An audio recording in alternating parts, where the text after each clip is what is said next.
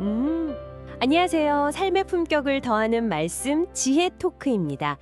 이번 심층 분석에서는요, 청취자분께서 또 공유해 주신 자료, 빌 맥고완의 세계를 움직이는 리더는 어떻게 공감을 얻는가, 이 책의 발췌 내용을 좀 살펴보려고 합니다. 네, 안녕하세요. 이걸 통해서 우리가 어떻게 하면 좀 더 효과적으로 소통하고 또 다른 사람들이랑 좀 더 깊은 관계를 맺고 궁극적으로는 우리 생각이나 아이디어를 현실로 만들 수 있을까? 여기에 대한 좀 핵심적인 통찰을 얻는 게 목표입니다. 네, 아주 중요한 주제죠. 근데 시작하기 전에 혹시 그거 아세요? 여론조사를 보니까요. 사람들이 가장 두려워하는 것 2위가 사람들 앞에서 말하기래요. 아, 정말요? 1위는 뭘까요, 그럼? 죽음인가요? 네, 그런 순위도 있었던 것 같아요. 아무튼 죽음보다 어떨 땐 비행기 타는 것보다 이걸 더 무서워한다는 거죠. 그 정도군요. 그래서 오늘 저희 이야기가 바로 그 두려움 있잖아요. 이건 좀 자신감으로 바꾸는데 조금이나마 도움이 되면 좋겠습니다. 네, 그랬으면 좋겠네요. 자, 그럼 맥고완의 지혜 속으로 한번 들어가 볼까요? 먼저 우리가 왜 소통 능력을 이렇게 갈고 닦아야 하는지, 맥고완이 말하는 탁월한 소통의 이점들, 이거부터 좀 짚어보죠. 그냥 말 잘하는 거 그 이상이겠죠. 그럼요. 특히 우리 청취자분처럼 계속 배우고 성장하려는 분들께는 이게 더 와닿을 텐데요. 첫째는 아무리 좋은 아이디어가 있어도요. 이걸 제대로 전달 못하면 그냥 머릿속 생각으로 끝나버리기 쉽다는 거예요. 아이디어 현실화, 이게 첫 번째죠. 아, 그렇죠. 표현 안 하면 없는 거나 마찬가지니까. 맞습니다. 둘째는 시간인데요. 특히 비즈니스 환경에서요. 그 하버드 비즈니스 리뷰 연구 있잖아요. 네네. 거기 따르면 임원들이 전략 논의에 쓰는 시간이 뭐랄까 전체 업무 시간의 2%도 안 된다고 해요. 2%요? 와, 진짜 생각보다 너무 적은데요? 회의는 맨날 하는 것 같은데? 그니까요. 그래서 이 짧은 시간에 핵심을 딱 찌르는 그런 명확하고 간결한 전달 능력. 이게 없으면 진짜 중요한 결정에서 밀려날 수밖에 없는 거죠. 원하는 바를 짧은 시간에 전달하는 능력. 아, 결국 그 짧은 순간에 딱 사로잡는 게 중요하군요. 바로 그겁니다. 그리고 아까 말씀하신 그 대중앞 말하기에 대한 불안감. 이것도 해소된다는 점. 이것도 중요하죠. 효과적인 소통 전략을 알면 내가 잘 말할 수 있을까? 이 걱정보다는 무엇을 말할까? 여기에 집중하게 되거든요. 아, 그렇겠네요. 자신감이 생기니까. 네. 실제로 맥고한 고맥 중에는 코칭받고 나서 중요한 발표 앞두고 오히려 좀 설렌다 이렇게 말하는 사람도 있었다고 하더라고요. 와, 설렌다니. 대단한 변화인데요. 그렇죠. 그리고 더 나아가서 이런 소통 능력은 경력에도 직접 영향을 줍니다. 승진 기회 증대. 그 인재혁신센터 연구 결과를 보면요. 리더십의 핵심 요소로 위험, 그러니까 신뢰 구축 능력하고 또 뛰어난 소통 기술, 그리고 의외로 잘 가꾸기 외모. 이걸 꼽았어요. 외모도요? 네. 반대로 승진을 막는 요인으로는 상대를 비하하거나 저질 농담, 욕설, 너무 시끄러운 목소리, 또 시선 회피 같은 거. 이런 소통 방식의 문제들이 지적됐죠. 결국 어떻게 말하고 듣는지가 리더로 성장하는데 정말 결정적이네요. 맞습니다. 그래서 원하는 결과를 얻어내는 힘, 이것도 빼놓을 수 없죠. 결과 창출. 아까 말씀하신 그 케냐 아동 돕는 단체 매니옵스 사례 있잖아요. 코칭 받고 나서 기부금이 5배가 늘었다는 거. 네, 그 얘기 정말 인상 깊었어요. 메시지 하나 바꿨을 뿐인데 결과가 5배라니. 와. 네, 바로 그 힘 때문에 우리가 이 소통을 깊이 파고들어야 하는 거죠. 그렇다면 이제 어떻게 잘 소통할 거냐? 이 맥그완의 7가지 법칙으로 넘어가 보죠. 이분이 700명 넘는 사람들을 인터뷰하고 편집했던 경험에서 나왔다니까 되게 현실적일 것 같아요. 네, 맞아요. 이게 거창한 연설뿐만 아니라 그냥 일상 대화나 회의에서도 바로 써먹을 수 있는 그런 실용적인 지침들이거든요.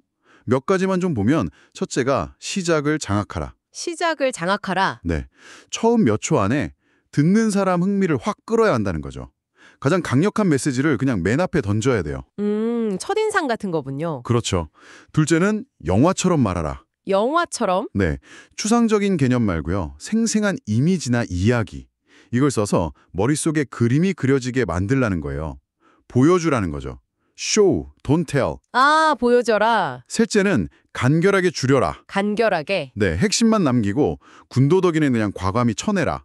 이른바 언어 다이어트죠. 요즘 사람들 집중력 짧잖아요. 금붕어 얘기도 있고.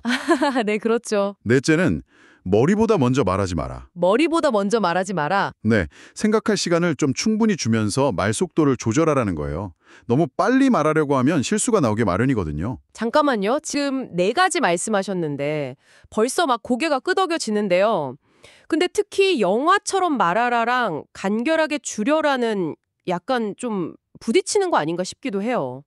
생생하게 묘사하려면 말이 좀 길어질 수도 있지 않나요? 아, 그거 아주 좋은 지적이세요.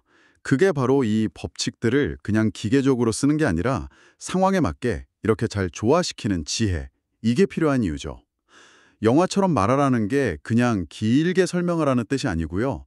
단 한 문장을 말해도 듣는 사람의 감각을 자극하는 그런 구체적인 언어를 쓰라는 의미예요. 아, 구체적인 언어. 네, 예를 들어서 그냥 회의가 지루했다. 이게 아니라 시계 초침 소리만 또렷하게 들리는 그런 회의였다. 이렇게 말하는 거죠. 오, 훨씬 생생한데요? 간결하면서도? 그렇죠. 간결하면서도 훨씬 와닿죠.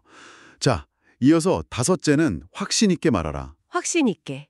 내용뿐 아니라 태도, 목소리, 시선 이걸로 자신감을 보여줘야 상대도 나를 믿게 된다는 거고요. 여섯째는 상대에게 집중하라. 내가 얼마나 말을 잘하나 이걸 뽐내는 게 아니고요. 상대방한테 진심으로 관심을 기울이고 잘 듣는 거. 이게 핵심이라는 거죠. 경청이군요. 네, 마지막 일곱째는 대화의 방향을 바꿔라. 대화가 좀 예상치 못한 방향으로 흐르거나 나한테 불리해질 때 자연스럽게 대화의 주도권을 다시 가져오는 기술이죠. 네, 7가지 법칙 다 중요해 보이네요. 청취자분들께서도 당장 다음 대화부터 말하는 속도를 조금 늦춰볼까? 아니면 상대방 눈을 좀 더 자주 볼까? 이렇게 작은 변화를 한번 시도해 볼 수 있겠어요. 이런 게 쌓이면 큰 차이를 만들겠죠? 맞습니다. 작은 실천이 중요하죠. 그럼 이제 몇 가지 핵심 법칙 속으로 좀 더 깊이 들어가 볼까요?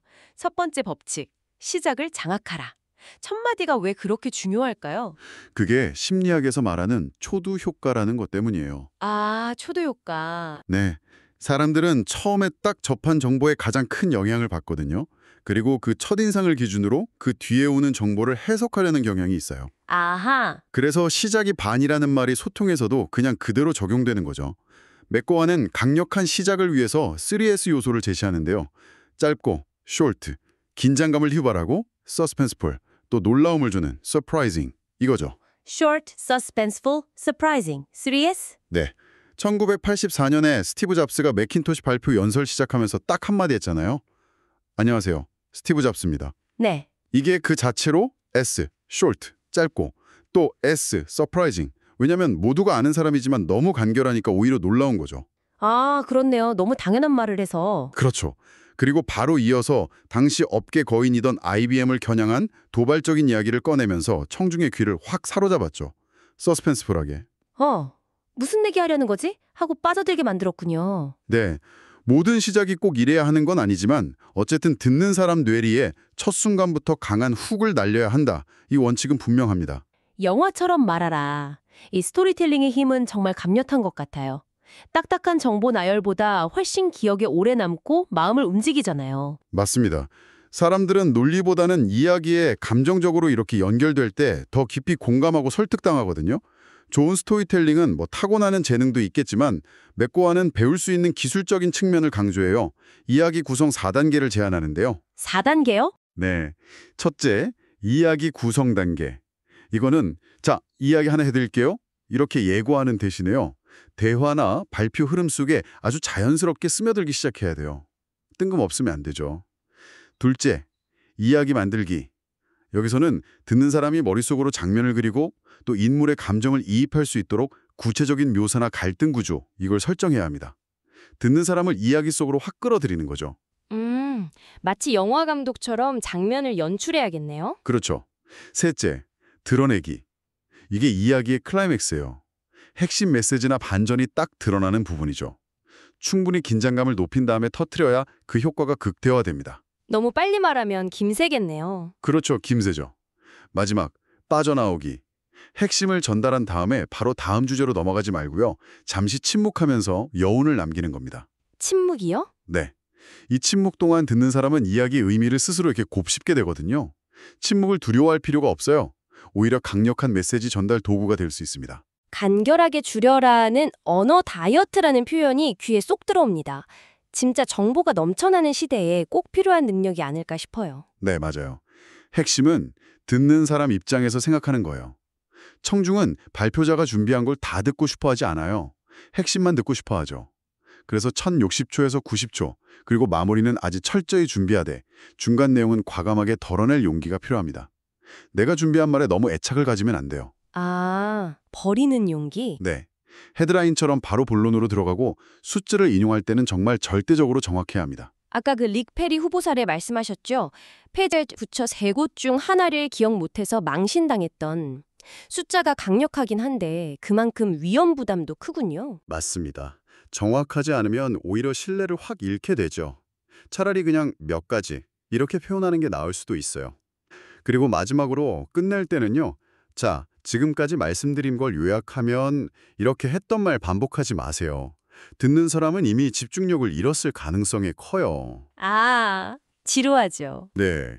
대신 새로운 질문을 던진다거나 미래에 대한 비전을 제시한다거나 아니면 행동을 촉구한다거나 이렇게 강한 인상을 남기면서 마무리하는 게 좋습니다.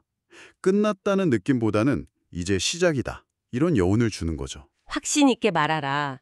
이건 특히 반대 의견에 부딪혔을 때 중요할 것 같은데. 근데 너무 확신에 차 보이면 좀 독단적으로 비치거나 반감을 살 수도 있지 않을까요? 그것도 아주 중요한 포인트예요. 여기서 말하는 확신이라는 게 내 주장만 옳다고 막 고집하는 그런 아집하고는 달라요. 오히려 좀 열린 태도에서 나오는 자신감에 가깝습니다. 아, 열린 태도요? 네. 놀랍게도 갈등 상황에서는요. 먼저 상대방 의견 중에 일리가 있는 부분을 딱 인정하는 거. 이게 강력한 무기가 됩니다. 아, 그 부분에 대해서는 일리가 있다고 생각합니다. 라든지 그런 관점에서 볼 수도 있겠네요. 이렇게 말하는 거죠. 이게 약점이 아니에요. 오히려 내 의견을 펼칠 공간을 확보하고 상대방이 마음을 열게 만드는 힘이 돼요. 먼저 인정해 주는군요. 네. 그리고 또 작은 공통점이라도 찾아서 동의하고 상대방 의견의 장점을 구체적으로 언급해 주는 것도 좋아요.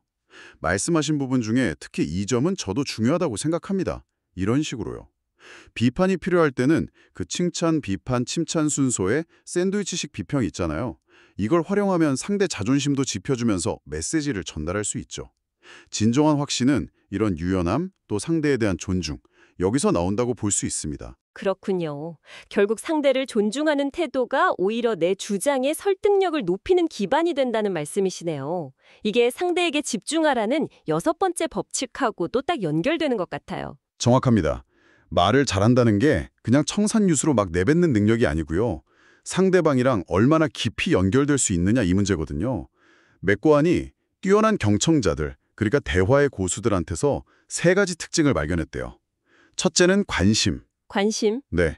상대의 말 속에 숨겨진 단서를 놓치지 않고 자연스럽게 질문으로 연결하면서 그 사람에 대해서 진심으로 궁금해하는 태도죠. 주말에 뭐 하셨어요? 이런 판에 박힌 질문 말고요. 아까 남편분께서 낚싯대를 선물해 주셨다고 하셨는데 원래 낚시 즐기시나 봐요. 처럼 상대의 말에서 출발하는 질문. 이게 훨씬 더 깊은 대화를 가능하게 해요. 아, 정말 그렇겠네요. 둘째는 관대함이에요.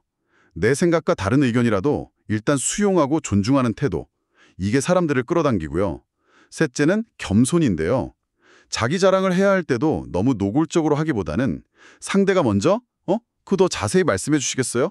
이렇게 묻게 만드는 게 훨씬 세련된 방식이라는 거죠. 어떻게 그렇게 하죠? 예를 들면 저는 아르마니 같은 하이 패션 브랜드와 일합니다. 이렇게 딱 말하기보다 대화 중에 관련 경험을 슬쩍 언급하는 거예요. 아, 예전에 아르마니 프로젝트 할 때 비슷한 경험이 있었는데 이런 식으로요. 아, 궁금하게 만드는 거군요. 그렇죠. 그럼 상대가 궁금해서 물어볼 가능성이 높죠. 홍보랑 겸손은 충분히 같이 갈 수 있습니다. 마지막으로 대화의 방향을 바꿔라. 이건 좀 어려운 기술 같은데요. 잘못하면 질문을 회피하거나 말 돌린다는 인상 줄 수도 있잖아요. 맞아요. 그래서 핵심은 자연스러움하고 신속함이에요. 상대가 눈치채지 못하게 대화의 물길을 슬쩍 다른 쪽으로 트는 거죠. 이걸 위해서는 먼저 질문자의 의도를 예측하고 상대가 말하는 동안 다음에 내가 할 말을 미리 준비하는 그런 순발력이 필요해요. 마치 테니스 선수 앤디 머레이가 상대 움직임 보고 공이 어디로 올지 예측해서 미리 움직이는 것처럼요. 예측과 준비. 네, 상대 질문이나 말이 딱 끝나자마자 바로 반응하기보다는 아주 잠깐이라도 생각할 시간을 가지면서요. 1. 나의 핵심 메시지는 뭐지? 2. 어떤 사례나 근거로 보여줄까? 3. 어떤 단어들로 시작할까? 이 세 가지를 빠르게 정리하는 거예요. 이렇게 준비가 되면 당황해서 막 횡설수설하거나 원치 않는 방향으로 끌려가지 않고요. 아, 좋은 질문이십니다. 그 점과 관련해서 제가 좀 강조하고 싶은 부분은 이런 식으로 자연스럽게 내가 원하는 방향으로 대화를 이끌어갈 수 있습니다. 회피가 아니라 논의의 초점을 다시 정의하는 거죠. 이야, 듣고 보니 정말 고도의 심리전 같기도 하네요. 자, 이제 마지막 주제로 넘어가 볼까요? 살면서 누구나 실수는 피할 수 없는데 이때 사과를 어떻게 하느냐, 이게 관계에 결정적인 영향을 미치잖아요. 맥거완 본인도 페이스북 임원과의 첫 만남에 45분이나 지각했던 아찔한 경험담을 털어놨더라고요. 네, 사과. 이거 정말 어렵습니다. 많은 사람들이 사과랍시고 변명을 하거나 차가 너무 막혀서 뭐 이런 거, 책임을 회피하거나 비서가 일정을 잘못 알려줘서 혹은 너무 장황하게 자기 상황만 설명하려 들죠. 네, 그런 경우 많죠. 이런 가짜 사과는 진짜 안 하는 이만 못해요. 오히려 관계를 더 악화시키죠. 그럼 어떻게 해야 제대로 된 사과일까요? 그래서 맥고원이 깔끔하고 진정성 있는 사과의 3단계를 제안합니다. 첫째, 실수를 명확하고 완전하게 인정하라는 거예요. 정말 죄송합니다. 전적으로 제 잘못입니다. 약속 시간을 지키지 못한 것은 변명의 여지가 없습니다. 실망하셨을 것을 충분히 이해합니다. 이런 식으로요.